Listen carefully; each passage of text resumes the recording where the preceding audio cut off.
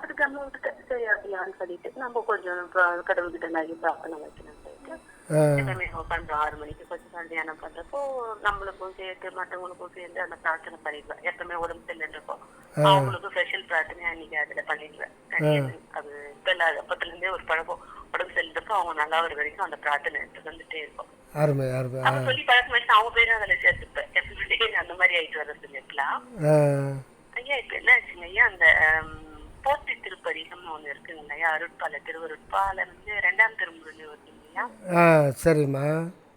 அந்த பாடல் வந்து நான் ஒரு நாள அந்த பாடல் கொஞ்சம் அப்படி எழுதி வச்சுட்டு கொஞ்சம் பார்த்தேன். அந்த ஒரு 4 லைன் 5 லைன் தான் மொத்தமே, நிறைய கூட இல்லை. அந்த பாடல் இல்லையா, அது வந்து அருள் தரல் வேண்டும் போற்றி என்னரசே அரியனின் மனத்தகத்திருந்த இருள் கெடல் வேண்டும் போற்றி எந்தாய் ஈழை நிந்தனை பாடும் பெருள் உரல் வேண்டும் போற்றி என்னறிவே இந்துலகிடை மயங்கும் அருளரல் வேண்டும் போற்றி என் குருவே மணிநதி மலர்சடை மணியே. அற்புதம் அற்புதம். ரொம்ப இனிமையாக இருக்குது கேட்குறதுக்கு. கொஞ்சம் சவுண்டு வச்சு பேசுங்க.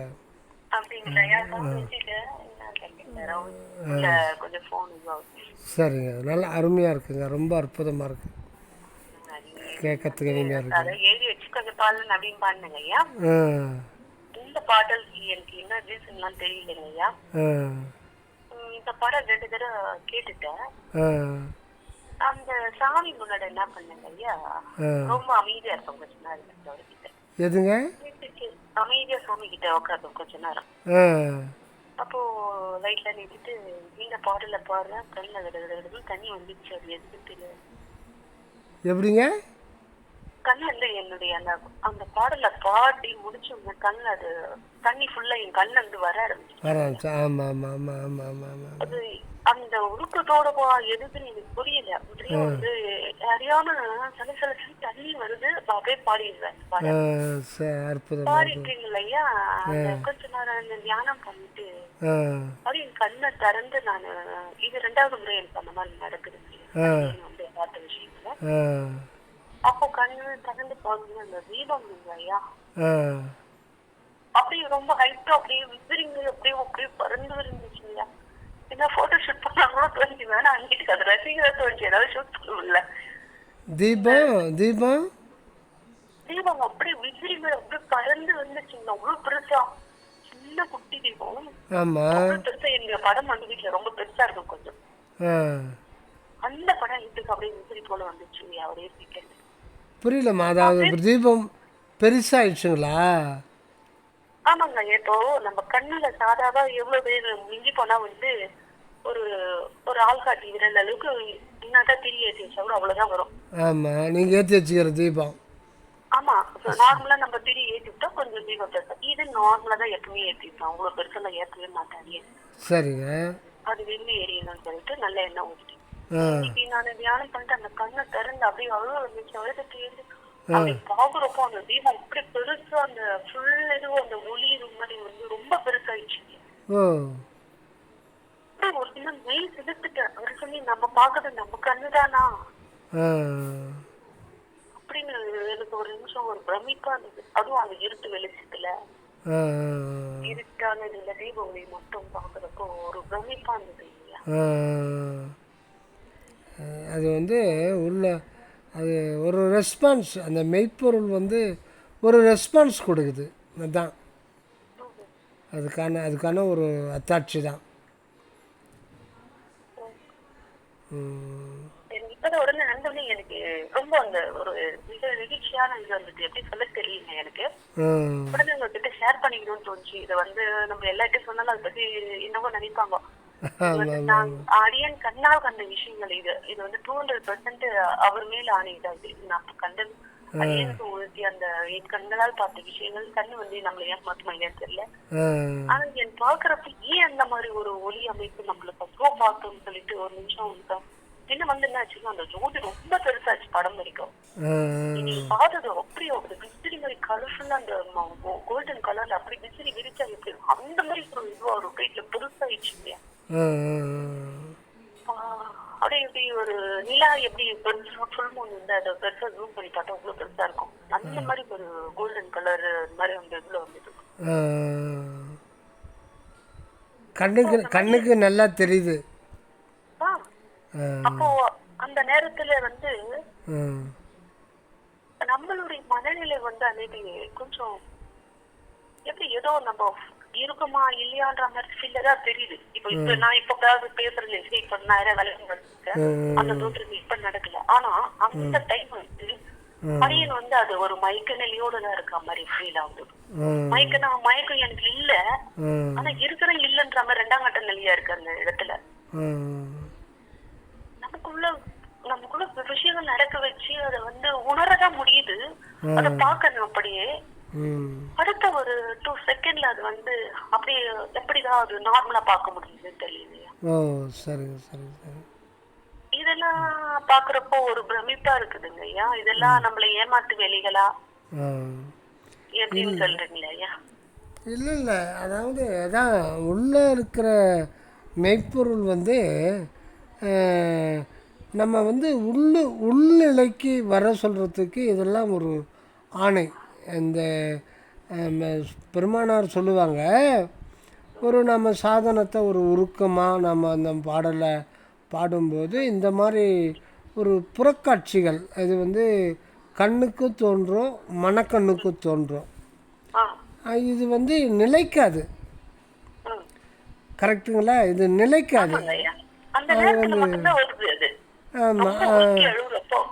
அப்போ நம்ம அடுத்த மறுநாளைக்கு நினைக்கும் போது அது ஒரு மன திருப்தி இருக்கும், ஒரு சந்தோஷம் இருக்கும். அந்த அளவுக்கு மட்டும்தான் அது இருக்கும். இப்போ இந்த மாதிரி காட்சிகள் ஏன் வருது அப்படின்னா இதெல்லாம் ஒரு படிநிலைகள் தான். இது வந்து நம்ம உள்ள வான்ற ஒரு ஆணை தான்.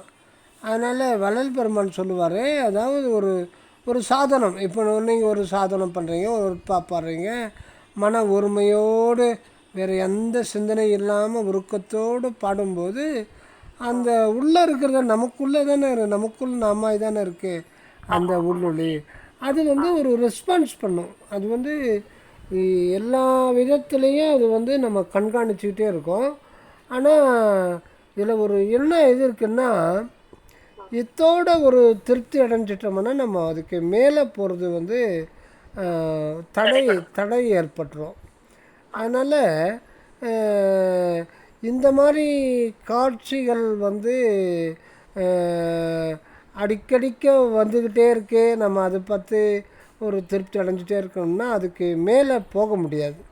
அதுக்கு மேலே நம்ம போகணும்னா உள்நிலைக்கு வந்துடணும். உண்மை நிலைக்கு. அது வந்து எப்பவுமே இருக்கும், நித்தியமாகவே இருக்கிற ஒரு அந்த மெய்ப்பொருள் வெளின்றது நித்தியமாக இருக்கும். அது வந்து நீங்காத ஒரு நிலை.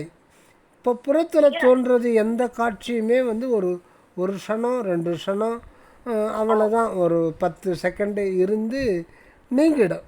அது வந்து பார்த்திங்கன்னா அது ஆண்டவருடைய இயற்கை உண்மை வடிவம் அல்ல. அது வந்து ஏகதேசம்தான்.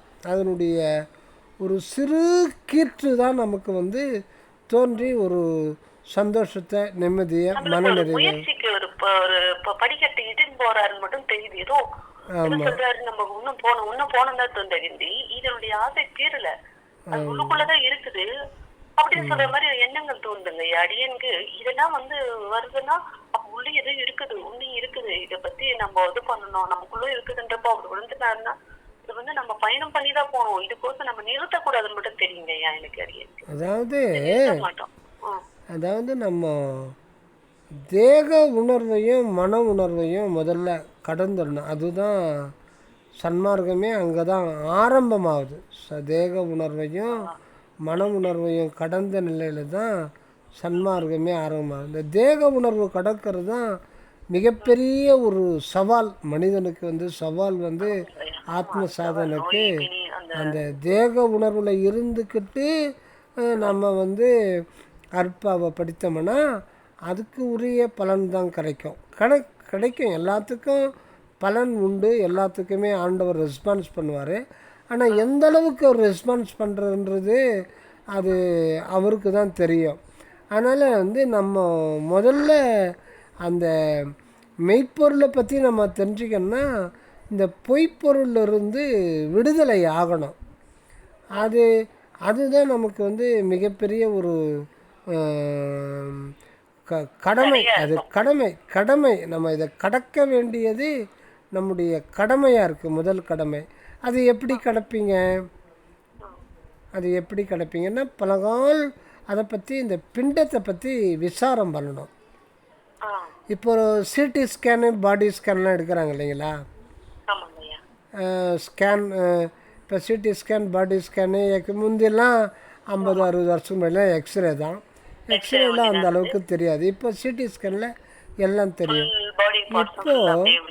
இப்போ நாம் வந்து நமக்கு நாமே ஒரு ஸ்கேன் பண்ணணும். அந்த பாடியை, டோட்டல் பாடியை நம்ம மனக்கண்ணால் அப்படியே டோட்டலாக ஸ்கேன் பண்ணி பார்க்கணும். இப்போ நீங்கள் நம்மலாம் அந்த சன்மார்க்கத்துக்கு வராதுக்கு முன்னாடி மாமிசெல்லாம் சாப்பிட்டு இருக்கோம். அதெல்லாம் ஒத்துக்கணும் இல்லைங்களா? அப்போ அந்த கறிக்கடையில் போகும்போது ஆடை வெட்டி தோலை உரித்து அப்படியே தொங்க போட்டிருப்பாங்க. அது ஒன்றா அறுத்துருப்பாங்க, நம்ம பார்த்துருப்போம். அதில் வந்து எல்லா பகுதியும் ஒன்றுன்னான்னு தெரியும். எலும்பு, தசை, நுரையீரல், மூளை, இது எல்லாம் தெரியும். இது அதே தான் நம்ம உடம்புல. அதே நம்ம வந்து அப்படியே தொங்க போட்டு தோலை உரித்து நம்மளை நாமளே பார்க்குறோன்னு வைங்க. என்ன இருக்கும் உள்ள ஒன்றுன்னா எடுங்க. முதல்ல மலைப்பையை பாருங்கள், அதில் மலம் இருக்கும். சிறுநீர் பையில் சிறுநீர் இருக்கும். அப்படியே பார்த்து குடலை எடுத்தோம்னா அது அப்படியே குடலாக ரத்த கலல் இருக்கும். அப்படியே இதயம், நுரையீரல், கல்லீரல், மண்ணீரல், இந்த கசுமாலம், இதெல்லாம் வந்து கசுமாலம் அப்படின்னு சொல்லுவார் அருணகிரிநாதன். அப்படியே ஸ்கேன் பண்ணுங்க, அப்படியே விடக்கூடாது. அப்படியே ஸ்கேன் பண்ணி பார்த்தோம்னா இது மொத்தம் எத்தனை உறுப்புகள் இருக்குது, கணக்கே அடங்காது. மொத்தமே கறி.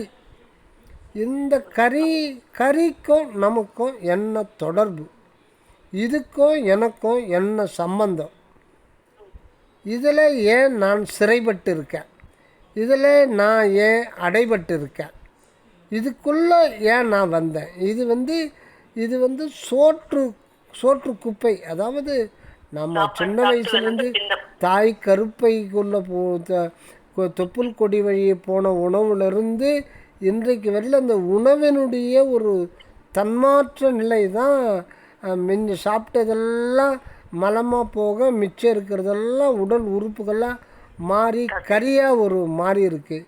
இது எடை போடக்கூடிய ஒன்று தான். சோத்தையும் எடை போடுறோம், மலத்தையும் எடை போடுறோம், இதையும் எடை போடுறோம். மூணுமே ஒன்று தான். சோறு 95% மலமாக போக ஒரு 5% கூட இந்த மாமிசமாக மாறிக்கிட்டே இருக்கும். அந்த சாப்பிட்ற சாப்பாடு தான் ஒவ்வொரு செகண்டும் நமக்கு ஆயிரக்கணக்கான செல்களாக மாறிக்கிட்டு இருக்கு, ஆயிரக்கணக்கான செல்கள் செத்துக்கிட்டு இருக்கு. சரி, இது மொத்தமே கறி, ஃப்ளஷ். இந்த ஃப்ளஷ்ஷுக்கும் பிரபஞ்சத்துக்கும் தான் தொடர்பு. நேற்று தட்டில் இட்லியாக இருந்தது, 10 வருஷத்துக்கு முன்னாடி சோறாக இருந்தது, 20 வருஷத்துக்கு முன்னாடி களியாக இருந்ததெல்லாம் இப்போ மாமிசமாக உருமாறி இருக்குது. இது மொத்தமே பிரபஞ்சத்துக்கு சொந்தமானது தான், நமக்கு சொந்தமானது கிடையாது. இப்போ வந்து நானும் நினைக்கிற வரையில் நமக்கு இன்னும் உண்மை நிலைக்கு வரலைன்னு அர்த்தம். உண்மை நிலைக்கு வரல. இந்த நிலையில் இருந்துக்கிட்டு நம்ம எதை செஞ்சாலும் என்ன பண்ணாலுமே அதற்குரிய அந்தந்த அளவுக்கு பலாபலன் கிடைக்குமே தவிர இதிலிருந்து எப்படி விடுபடுறதுன்ற ஒரு சிந்தனையிலேயே இருக்கணும். அடுத்தது மனம். இதுக்கு சூக்குமமாக இருக்கிறது இந்த மனம். இது நாயா பேயா அலையுது. எப்படி பேய் வந்து அலையுதுன்னு சொல்லுவாங்க. ஏண்டா பேய் மாதிரி அலையிற, நாய் மாதிரி அலையிறேன்னு சொல்லுவாங்க. அந்த மாதிரி அந்த எப்படி இந்த காட்டுக்குரங்கு மரத்துக்கு மரம் மரத்துக்கு மரம் தாவிட்டு போயிட்டே இருக்குமோ அந்த மாதிரி ஒன்று நினைக்குது, ஒன்று மறக்குது, ஒன்று நினைக்குது, ஒன்று மறக்குது. இந்த நினைப்பு மறப்பு இருக்கிற வரையில் இது எல்லாமே உலக சம்பந்தப்பட்ட விஷயங்கள் தான் இது எடுத்துக்கும். இந்த நினைப்பு மறப்போடு நம்ம அற்பாவை பார்த்தோம்னா ஓரளவுக்கு தான் நமக்கு வந்து அதனுடைய பொருள் புரியும். அந்த பாட்டினுடைய பொருள் புரியும். ஆனால் மெய்ப்பொருள் புரியுறது கஷ்டம். சொல்லிய பாட்டின் பொருள் உணர்ந்து சொல்லுவார் செல்வர் சிவபுரத்தின் உள்ளார் சிவனடிக்கு பல்லோருமே. சொல்லிய பாட்டின் பொருள் உணர்ந்துன்னா இந்த சொல்லிய பாட்டின் இந்த மணிவாசக பெருமான் சொல்கிறது பொருள், அந்த பொருள் மெய்ப்பொருள் தானே தவிர அந்த பாட்டுக்கு அர்த்தம் அல்ல. அந்த பாட்டுக்கு தலைவனாக இருக்கார் பாருங்க, அதுதான் அந்த மெய்ப்பொருள். அவரை உணரணும். அவரை உணரும்போது தான் அந்த சிவபுரத்துக்கு போகிறதோ இல்லை ஞானசம்பந்தர் சொல்கிற பிரம்மாபுரம் போகிறதோ அல்லது வள்ளல் பெருமான் சொல்கிற சித்திபுரம் போகிறதோ எல்லாமே ஒன்று தான். ஆக நம்ம சித்திபுரத்துக்கு போனோம், அந்த மேட்டுக்குப்பத்துக்கு போனோம். மேட்டுக்குப்பம் நமக்குள்ளே இருக்குது. நாம் இருக்கிறது கீழ்க்குப்பம். கீழ்க்குப்பத்தில் இருந்துக்கிட்டு நம்ம விசாரம் பண்ணால் அது வந்து அது சத்விசாரம் ஆகாது. சத்து விசாரம்ன்றது இந்த அசத்து நிலையிலேருந்து நீங்கி பண்ணுறது தான் சத்விசாரம். இப்போ நம்ம பண்ணுறதெல்லாம் சத்விசாரமானா கிடையாது. அது வந்து அதுக்கு ஒரு நுழைவு வாயில் தான்.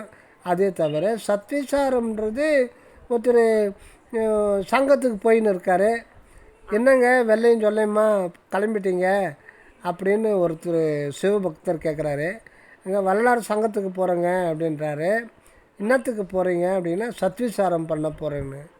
இன்னத்துக்கு சத்விசாரம் பண்ணுறதுக்கு ஏன் அங்கே போகிறீங்கன்னு என்னங்க கேள்வி கேட்குறீங்க? சத்விசாரம் பண்ணுறதுக்கு ஒரு 4-5 பேர் இருந்தால் தானே சத்விசாரம் பண்ண முடியும் அப்படின்றார் அவர். அதுக்கு அவர் சொல்கிறாரு, 4 பேர் சேர்ந்து பண்ணுறது சாதா விசாரம், அது சாதா விசாரம். சத்விசாரம்ன்றது நீங்கள் மட்டும்தான் பண்ணணும். நீங்கள் உங்களுக்குள்ளே போய் பண்ணுறது தான் சத்தாகிய பரம்பொருளை சார்ந்து கொள்வது தான் சத்விசாரமே தவிர நாம் யூடியூப்பில் பார்க்குறது வாட்ஸ்அப்பில் பார்க்குறதுலாம் அதுக்கு ஒரு துவாரம்,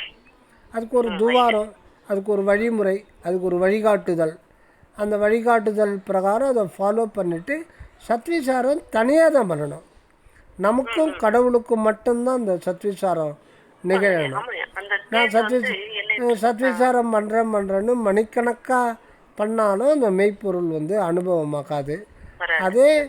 அதே நேரத்தில் சத்விசாரத்துக்கு ஏதுவாக இருக்கிறது புறத்தில் அன்பர்கள் கூடி ஒரு நல்ல ஒரு அந்த விஷயங்களை பேசிக்கிறதும் அது ஆரம்ப கட்டத்தில் அவசியம்.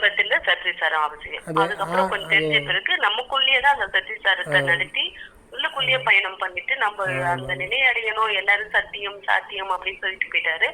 நம்ம வந்து சத்விசாரம் சொல்லிட்டு என்ன பண்ண வடலூருக்கு மாசம் போறோம், அந்த ஜோதி தரிசனம் பாக்குறோம். நீ போனியா நான் போனியா என் கையை கொடுத்துட்டு சாப்பிட்டு வந்துட்டு அதோட வந்துட்டு உட்காந்துடலாம். ஆமா, இப்போ வந்து பார்த்தீங்கன்னா தமிழ்நாடு ஃபுல்லாக ஊருக்கு வேனை பேசிக்கி ஒரு 25 பேர் 30 பேர் போயிட்டு மாதம் ஒரு வேனுக்காக 700 800 செலவு பண்ணி எங்கே இருந்தாலும் வந்து ஜோதி தரிசனம் பார்த்துட்டு அது ஒரு வழக்கமாக வச்சுட்ருக்காங்க.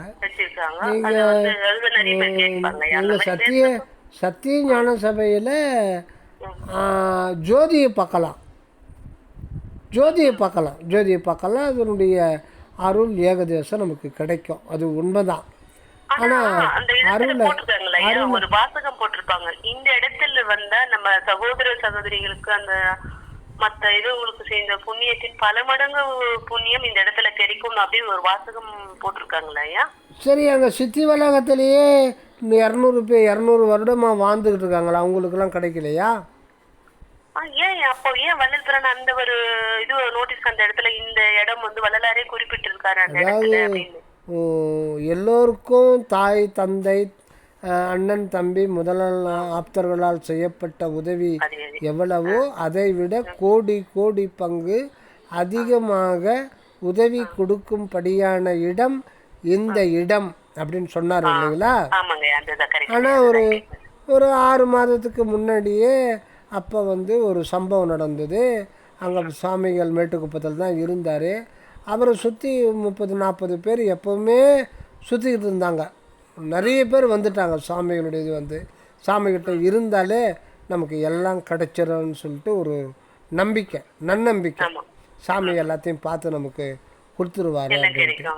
ஆனால் சாமி என்ன சொன்னார், ஏன் என்ன சுற்றிக்கிட்டு இருக்கீங்க, நீங்கள் என்ன ஏன் சுற்றிட்டு இருக்கீங்க,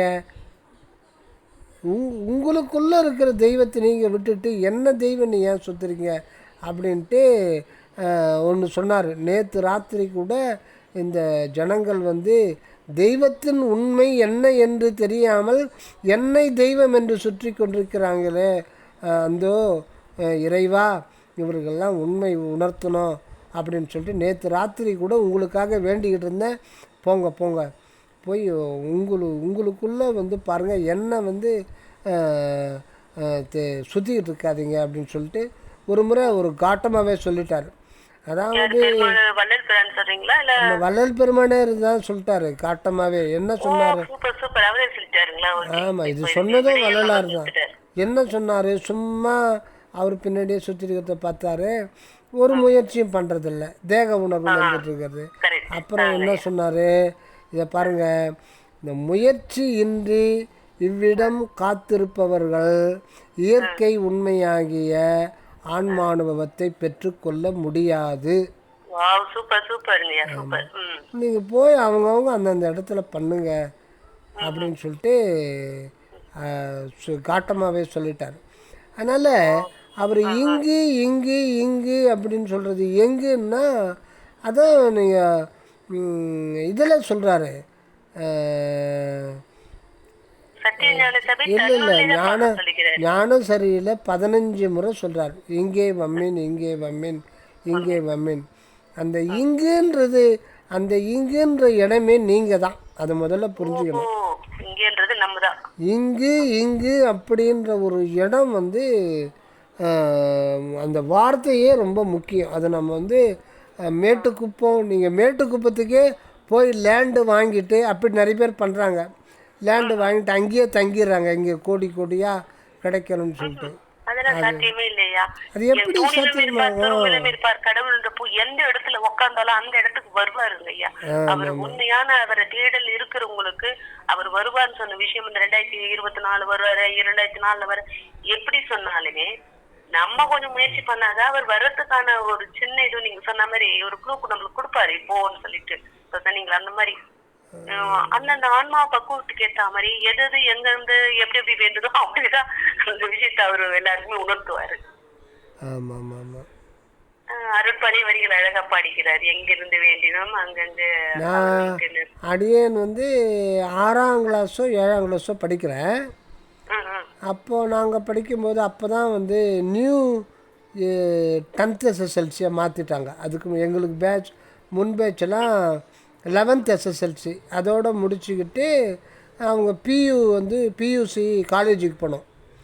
நாங்கள் படிக்கும்போது 11th SSLC இருந்தது. கடைசி பேட்ச் அதுதான் கடைசி பேட்ச்சு. 10th SSLC இருந்தது. அப்போ 11ஆம் கிளாஸ் வரையில் எங்கள் ஹைஸ்கூல் இருக்குது. பக்கத்தில் ஒரு 6-7 கிராமத்துலேருந்து எங்கள் ஊருக்கு தான் வருவாங்க. கிட்டத்தட்ட ஒரு 400 பேருக்கு மேலே இருப்பாங்க. அந்த ப்ரேயரில் 400-350 பேர் இருப்பாங்க. அப்போது நாங்கள் இருக்கும்போது ஒரு நாள் மதியம் வெளியூர்லேருந்து ஒருத்தர் வந்தார். அவர் சமண சமயத்தை சேர்ந்தவரா பௌத்த சமயத்தை சேர்ந்தவரா எனக்கு ஞாபகம் இல்லை சரியா. அவர் வந்து இந்த மாதிரி நாங்கள் ஒரு தியான முறையை சொல்லி கொடுக்க போகிறோம், யார் யார் விருப்பம் இருக்கிறவங்களோ கலந்துக்கலான்னு ஒவ்வொரு கிளாஸ் ரூமுக்கும் வந்து சொல்லிட்டு போனார். எல்லாருக்கும் ஒவ்வொரு கிளாஸ் ரூம்லேயும் சொல்லிட்டு போனார். அப்போது இதுக்கு வந்துடணும், பேட்டை. அந்த பேட்டை கொஞ்சம் தொலைவு நடக்கணும். அங்கே ஆஞ்சநேயர் கோயிலில் அந்த இது தியானம் கற்றுக் கொடுக்க போகிறேன்னு சொன்னார். ஒருத்தருமே போல. அடியேனும் இன்னொரு என்னுடைய கிளாஸ்மேட் ஒருத்தர், நாங்கள் 2 பேர் தான் வந்துக்கிறோம். அதுவா தள்ளிட்டு வந்து ஏன் வந்தேன்னு எனக்கு இப்போ கூட தெரியல. அதுவா தள்ளிட்டு வந்து ஆமாம், அவர் சொன்னது வாத்தியார் கூட சொல்ல போங்கன்னு சொல்லலை. அவர் சொன்னார், எங்கள் 2 பேருக்கு வாடா, நாங்கள் 2 பேர் போகலான்னு போனோம். போனால் அவர் உட்கார வச்சு ஒரு 1/4 மணி நேரம் 20 நிமிஷம் ஏதோ சொன்னார். அது ஒன்றுமே இப்போது ஞாபகத்துக்கு வரல. அவர் ஆமாம், நல்ல நல்ல நல்ல விஷயம்லாம் சொன்னார். ஆனால் ஒன்றும் இப்போ ஞாபகத்துக்கு வரல. ஆனால் ஒன்று மட்டும் என் வாழ்க்கையில் மறக்கலை. அவர் எல்லாத்தையும் சொல்லிவிட்டு, நீங்கள் டெய்லி ஒரு 5 நிமிடமாவது மனதை அடக்கி தியானம் பண்ணணும். மனசில் ஒரு மந்திரம் சொல்கிறேன். இந்த மந்திரத்தை நீங்கள் வந்து யாருக்கும் சொல்லக்கூடாது. உங்கள் அம்மா அப்பா கூட சொல்லக்கூடாது. கிளாஸ் ரூமில் வாத்தியார் கேட்டால் கூட நீங்கள் சொல்லக்கூடாது. இந்த மந்திரம் வந்து பெரிய ஒரு ரகசியமான மந்திரம், சக்தி வாய்ந்த மந்திரம் இந்த மந்திரம் அப்படின்னு சொன்னார். நாங்கள் ஒரு மாதம் சொன்னால் அப்புறம் விட்டுன்னு வைங்க. அந்த மந்திரம் என்ன மந்திரம்னா இங்கா இங்கா இங்கா இ இங்கு இங்கா இங்கா இ இங்கா போல் வலைன்னு வருது இல்லைங்களா? இங்கா. அதுக்கு அர்த்தமும் சொல்லலை. இதுதான் வந்து சக்தி வாய்ந்த மந்திரம். அது மகாவீரர் சொன்னதுன்னு நினைக்கிறேன். சரி, புத்தர் சொன்னதா மகாவீரர்?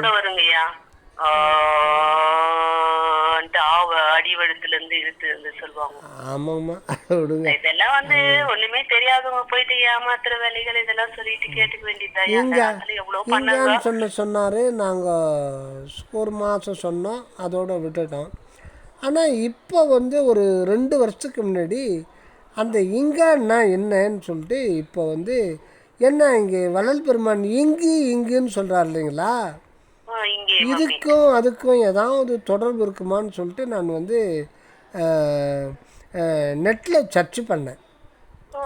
அப்புறம் பார்த்தா அது வந்து இங்கான்றது அது மகாவீரரா புத்தரான்னு தெரில, அவங்களுடைய உபதேசங்களின் தொகுப்பு மொத்தம் சேர்த்து இங்கா அப்படின்னு சொல்கிறது அதை.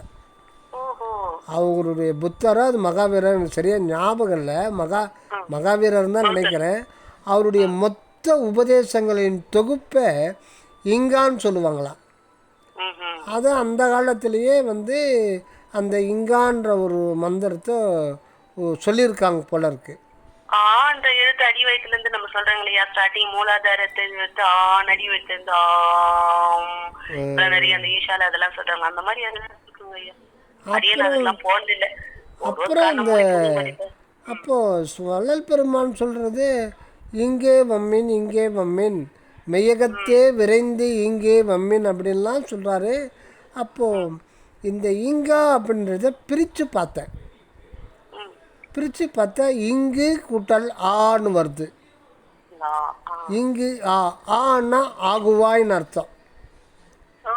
ஆ அப்படின்னா அதுக்கு நிறைய அர்த்தம் இருக்குது. ஆன்னா பசு, ஆன்மா, மாடு, பசுமாடு, நிறைய அர்த்தம் இருக்குது. அதில் இன்னொரு அர்த்தம் வந்து ஆகுவாய், தயாராகுவாய் அப்படின்னு அர்த்தம். இங்கு அப்படின்னா இங்கு வந்து தயாராகுவாய், இங்கு வந்து சேருவாய், இங்கு வந்து சேருவாய் அப்படின்னா இந்த இங்குன்றது தான் சிற்றபை. அந்த சிற்றபை தான் நீங்கள் எதுவாக இருக்கிறீங்களோ அதுவாக இருக்கணும். அதுதான் பெரிய ஒரு உபதேசம். நீங்கள் எதுவாக இருக்கிறீங்களோ அதுவாகவே இருக்கணும். அதுக்கு வந்து இங்கு வந்து ஆக வேண்டும். ஆனால் நம்ம எங்கே இருக்கணுமோ அங்கு இல்லை, எதுவாக இருக்கிறோமோ அதுவாக இல்லை. நம்ம வந்து வேறு எதுவோ எங்கோ இருக்கிறோம், எப்படியோ இருக்கிறோம், எதுவாகவோ இருக்கிறோம். நீங்க சொன்ன விஷயம் வந்து நீங்க எதுவாய் இருக்கிறீர்களோ அதுவாய் ஆகுவாய். ஆமா, அதான் இங்கு இந்த விஷயத்தை பாருங்களையா, நம்ம எதுவா நினைக்கிறோமோ அப்போ நாம அதுவாக மாற முடியும். நினைப்புக்கு அதுக்கும் சம்மந்தமே இல்லை. நினைப்பு மனதில் நம்ம உள்ள தோன்ற உள்ள எண்ணங்கள் இல்லையா, எண்ணங்கள் ஒழுங்கானா அததான் முன்னோர்கள் நம்மளுக்கு சொல்லி பார்ப்போம். நம்ம உள்ளத்துல ஒரு நல்ல விஷயத்தை நோக்கி நம்ம போறோம்னு சொல்லப்போ நம்ம நினைக்கிறதுக்கு அதுக்கு பன்மடங்கு சக்தி அப்போ நமக்குள்ள வரும் இல்லையா. நான் வலிமையை உள்ளவன் நினைச்சா வலிமை உள்ளவனா ஆக முடியும் நம்மளால. கண்டிப்பா எண்ணங்கள் நம்ம உள்ள எஃபர்ட் போட அந்த எண்ணங்கள் வலிமை பெற போகுது, அது சக்தி வாய்ந்ததாயிடும். ஒரு மந்திரம் கூட ஓம் நமச்சிவாய ஓம் நமச்சிவாய சொல்ல ஒரு ஏற்று அதுக்கு வலிமை வந்துருது நம்ம உடல்ல. ஓரளவுக்கு ஒண்ணுமே இல்லைன்னா கூட அந்த ஆன்மா ஓரளவுக்கு ஒரு ஸ்டெப் படி ஏறும், அந்த படிநிலை வரும். இது டெஃபினட்டான உண்மை இல்லையா. ஓம் நமச்சிவாய சொன்னா ஒண்ணு, சிவாய நம சொன்னா ஒண்ணு. இது சொல்ல நம்மள அந்த படிநிலைகளை தாண்டிதான் வந்திருக்கோம். உதாரணத்துக்கு வளர்ந்து பிராணியே எடுத்தா கூட அவர் முருகரை அந்த இது எல்லாமே கும்பிட்டு தான் வந்திருக்காரு. அந்த கடவுளுக்கு தான் புற வழிபாடுல இருக்கிற அந்த உருவ வழிபாடுலாம் கும்பிட்டு தானுங்க வந்தாருங்க. ஆமாம், தாண்டி தான் நம்ம வந்திருக்கோம். பல பிறவிகள் கடந்து தான் இதெல்லாம் வந்திருக்கோம். அதெல்லாம் அனுபவிச்சு முடிச்சுட்டு அப்போ நம்ம எண்ணங்களுக்கு இங்கே வம்மின்னா அது நீங்க தான் சொல்றீங்க ஐயா. அந்த நீங்க ஏன் நம்மள ஏற்கக்கூடாது? எப்படிங்கம்மா? இப்போ இங்கே வம்மின் அது இங்கே வம்மின்னு சொல்றாங்க இல்லையா. ஆமா, ஏன்னா நம்ம தான் சொல்றீங்க. ஆமா. அப்ப நாம தான்றப்போ நாமும் அவரே சொல்லிருக்காருங்க வம்மின் அருட்பால வள்ளலார் சொல்லிருக்காருப்போ அந்த விஷயங்கள் நம்ம தான் அப்படின்னு அடிக்கடிக்க சொல்றாரு, சத்தியம் பண்றாருன்னா அதுல நம்ம ஒரு படி எடுத்து வச்சா அது அவரு கொஞ்சம் வழிகாட்டுவார்ல இல்லையா. கண்டிப்பா அவர் இறைவனுடைய வழிகாட்டுதல் இல்லாம நமக்கு இந்த தேகமே கிடைச்சிருக்காது. இல்ல இந்த பேசுறதுக்கு ஒரு இந்த வாய்ப்பு இருந்து பேசிருப்போமா, ஒண்ணுமே தெரியாது வீட்டுல உட்காந்து சோறாக்குது துண்டுறது இந்த வேலையா பண்ணிட்டு இருந்தோம். அப்போ சும்மா நினைக்க வச்சு இந்த அளவுக்கு நம்மளுக்குள்ள இப்படி எல்லாம் யோசனை வர வைக்கிறது கூட அவர் தானே உள்ள இருந்து கேக்குறாரு நம்மள. இந்த மாதிரி எல்லாம் இப்படின்னு ஒரு பாடல் பாடினா கூட அப்படின்னா ஒண்ணுமே தெரியாது. பாடல் பாடுறப்ப என்ன சொல்லிக்கிறான்னு அடியனுக்கு முன்னெல்லாம் நிறைய அந்த டவுட் வரும். எடுத்து பார்த்தா பரவாயில்ல இதெல்லாம் இப்படி சொல்லிருக்காரான்ட்டு ஆச்சரியமா இருக்குது. அப்போ ஒவ்வொரு விஷயத்தையும் அப்படியே உணர்த்துவாருங்களா ஐயா. ஒரு சிலது புரியல நம்ம கேட்டுக்கிறோன்னு வச்சுங்க சத் சங்கத்துல வச்சுங்க. அப்போ சில விஷயம் ஆட்டோமேட்டிக்காவா புரிய ஆரம்பிச்சிடுங்க ஐயா. ஆமா, புரிய வைப்பாரு.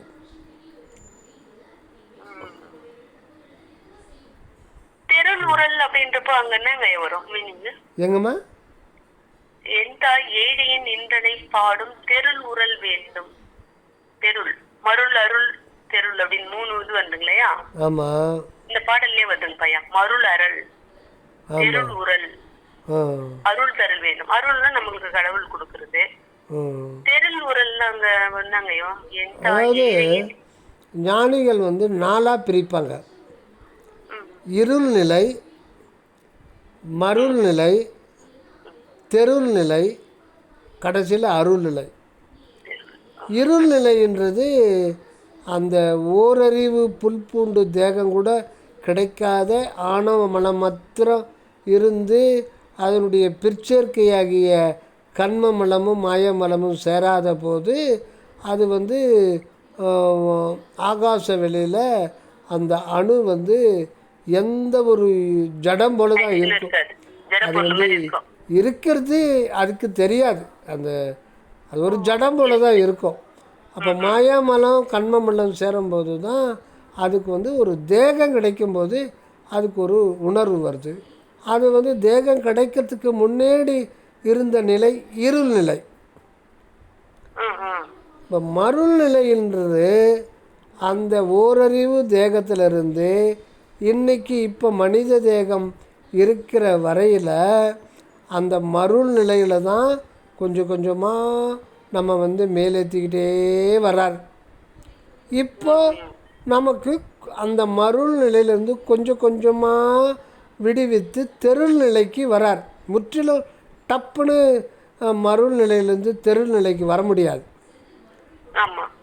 அந்த மருள் நிலைன்னா நமக்கு அந்த எதுவுமே தெரியாது. ஒன்றை இன்னொன்னா பார்த்துக்கிறது, ஒன்றை இன்னொன்றாக நினைத்து கொள்வது. இப்போ தானல்லாத இந்த மாமிச உடலை நானும் நினைக்கிறோம் இல்லைங்களா.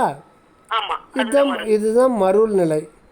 அது உண்மையல்லாத போகத்தெல்லாம் மெய்யான போகம்னே நம்ம சுகமாக அனுபவிக்கிறோம் இல்லைங்களா. அதெல்லாம் மருள் நிலை. மருள் நிலையில் அந்த உண்மை அல்லாதது தான் உண்மையாக தெரியும். உண்மை வந்து ஒருபோதும் விளங்காது. ஆனால் அந்த மருள் நிலையில் தான் உலக இன்ப துன்ப அனுபவத்தின் மூலம் இந்த தேகம் என்கின்ற செவிலித்தாயின் வழியாக கொஞ்சம் கொஞ்சமாக நம்மளே அறியாமல் அந்த உள்ளொளி வளர்ந்துக்கிட்டே இருக்கும், நமக்கு தெரியாது. அது எல்லாத்துக்கும் காரணம் உலக அனுபவங்கள் மூலம்தான் அது வந்து கொஞ்சம் கொஞ்சமாக வளரும். அப்புறம் இந்த மருள் நிலையிலேருந்து கொஞ்சம் கொஞ்சமாக விடுதலை அளித்து அந்த தெருள் நிலை அதனுடைய அழுத்தம் கொஞ்சம் கொஞ்சமாக வளர்ந்து முற்றிலும் தெருள் நிலை வந்த பிறகு ஆண்டவர் நிராசை நிலையை கொடுத்துருவார்.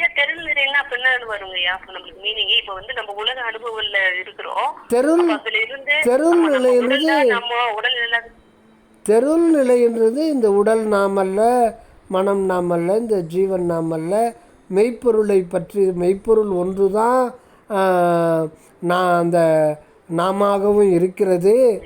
ஆக அந்த மெய்ப்பொருள் தான் உண்மை. இந்த வாழ்க்கை வந்து நித்தியமான வாழ்க்கை கிடையாது, நித்தியமான வாழ்க்கை ஆன்மாவில் தான் இருக்குது. இதை பற்றிய ஒரு ஞானம் புறத்திலிருந்து வளர்ந்து ஏடுகளிலிருந்து வளர்ந்து அது அப்படியே ஆன்மாவில் வந்து அது பதிவாகி கொஞ்சம் கொஞ்சமாக உண்மை நெறிக்கு நம்ம வந்துடுற நிலை தான் தெருள் நிலை. அந்த தெருள் நிலையில் நம்ம துவித நிலையில் தான் இருக்கோம். ஆண்டவர் நினச்சி முன்னிலைப்படுத்தி நம்ம அவரை தொழுவது, ஏற்றுவது, போற்றுவது, உளம் உருகி பாடுவது, இந்த நிலையில் தான் இருக்கோம். இந்த நிலை கூட தற்காலிகமானது தான். அப்புறம்தான் வந்து இறைவனுடைய அருள் முழுமையாக வெளிப்படுகின்ற பொழுது கடைசியில் வந்து அந்த அருளே முற்றுமாக மாறி போயிடும். அந்த இடத்துல நாம் இருக்க மாட்டோம். அருள் அந்த மெய்ப்பொருள் மட்டும் இருக்கும். அந்த மெய்ப்பொருள் மாத்திரம் இருக்கும். அதுதான் வந்து மெய்யினை மெய்ப்பொருள் விளங்கினை நீ அது ஆயினை என்றருள் அற்பெரும் ஜோதி. மேயினை அது வந்து முயற்சி. அந்த நம்ம கொஞ்சம் கொஞ்சமாக அந்த திருச்சந்நிதி முன்னாடி வந்து நம்ம நிற்கிறதுக்கு சதா முயற்சி பண்ணுறோம். அங்கேருந்து புறத்தில் உயிர்களுக்கு கருணை தொண்டும், உள்ளே வந்து ஆண்டவரிடத்தில் அன்பும் பக்தியும், அது ரெண்டு பக்கம் அது ரெண்டுமே இருக்கணும். அது பேலன்ஸ் பண்ணும். சத்விசாரம் பரோபகாரம் இதுதான் மேயினை. அந்த சத்விசார பரோபகார நெறி தான் அந்த மேயினை. அப்போ வந்து மெய்ப்பொருள் விளங்கினை. இப்போ நீ மெய்ப்பொருளை பற்றி நீ நல்லா புரிஞ்சுக்கிட்ட. அடுத்த ஸ்டேஜு நீ அது ஆயினை. நீ அது ஆயினை. கடைசியில் நீயே அந்த மெய்ப்பொருளாக இருக்கிற. புதுசாலாம் ஆகிறதில்ல, அது மெய்ப்பொருள் மட்டும்தான் இருக்குது. அதுதான் இங்கே வாழ வந்திருக்கு. அதுதான் முடிவன்.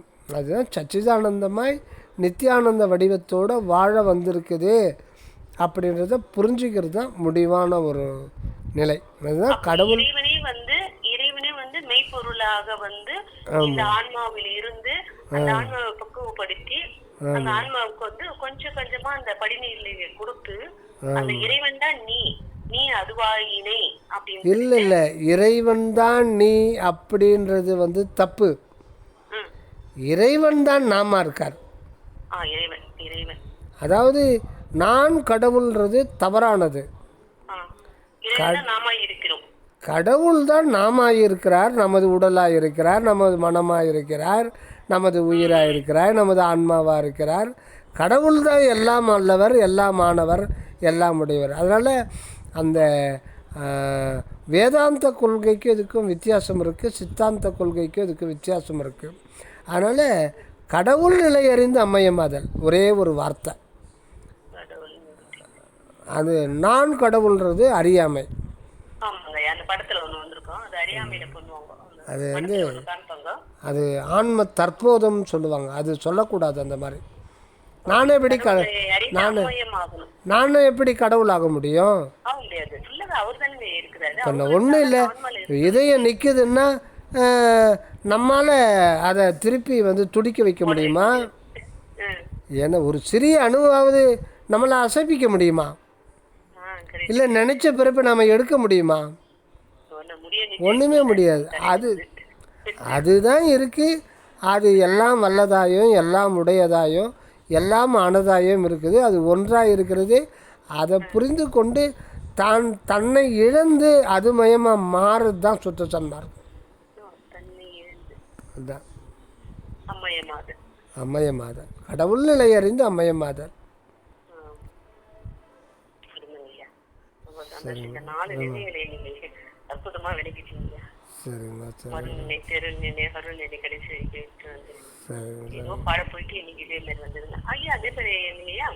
என்னங்கம்மா? இப்போ நம்ம வந்து இதே ஒரு கொஞ்சம் நினைப்பிலேயே இருக்குன்னு வச்சுக்கணும். உணர்வு வந்துங்கய்யா, மத்த வேலை பண்றப்ப கூட வேலை பண்ணிடுறோம், திருப்பி வந்து நம்ம கடவுள்னு சொல்லிட்டு அந்த எண்ணிக்கையில வந்துடுறோங்க ஐயா. அதுக்கு டைம் அவரே தான் கொடுப்பாரு. இந்த வேலையை செய்யி, இதை செஞ்சிடணும், அதுக்கு இந்த வேலையை நீங்க பண்ணிடணும், அந்த மாதிரி நமக்குள்ள தோன்ற எண்ணங்களும் அவர் தானே காரணம். அப்படி எண்ணங்கள் தோன்றி அதை செயல்படுத்துறதும் அவரு தான் தெரியுதுங்க ஐயா. ஆமாம்மா, நீமா நமக்கு முதல்ல ஆரம்ப கட்டத்தில் தியானம் பண்ணும்போது மட்டும் நம்ம இறைவன் நினைக்கிறோம். மறுபடியும் சமையல் கட்டுக்கு வரும்போது எல்லாம் மறந்து போயிடும். வேலைக்கு போயிடும்போது எல்லாம் அது அப்படி தான் இருக்கும். அது ஆரம்ப கட்டத்தில் நினைக்கிறதும் மறக்கிறதுமா அப்படி தான் இருக்கும்.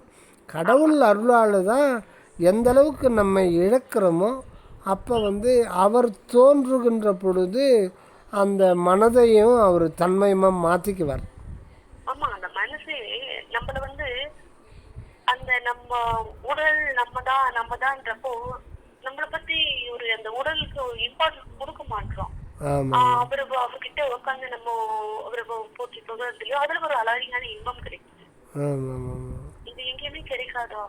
ஆமா, உலகத்துல எல்லாரும் என்ன வேலை பண்ணிருந்தாலும் நம்ம இந்த நிமிஷம் கடவுளை நினைச்சு உட்காந்து அவரை பாடுறதுனா கூட ஒரு கண்ணமொழி தியானம் பண்றப்போ நிறைய அந்த இன்பங்களாக நம்மளுக்கு அதெல்லாம் கிடைக்குது. அந்த விஷயம் வேற எங்கேயும் கிடைக்காதுன்ற மாதிரி தோணுது ஐயா. சாமி வள்ளல் பெருமான் ஒரே ஒரு வார்த்தை சொல்வார். கடவுளை காண வேண்டும் என்றால் அழுத கண்ணீர் மாறுமா, ஆகாரத்தில் இச்சை செல்லுமா. அதான் எல்லாமே அடங்கிடுச்சு. ராமகிருஷ்ண பரமஹம்சர் சொல்லுவார், இந்த உலகத்தில் இருக்கிறவங்க இது வேணும் அது வேணும் அது வேணும் இது வேணும்னு கடவுள்கிட்ட போய் குடமாக தண்ணி விடுறாங்க. ஆனால் நீ கடவுளே நீ எனக்கு வேணும்னு யாராவது ஒரு சொட்டு கண்ணு தண்ணி விடுறாங்களா அப்படின்னு கேட்குறாரு.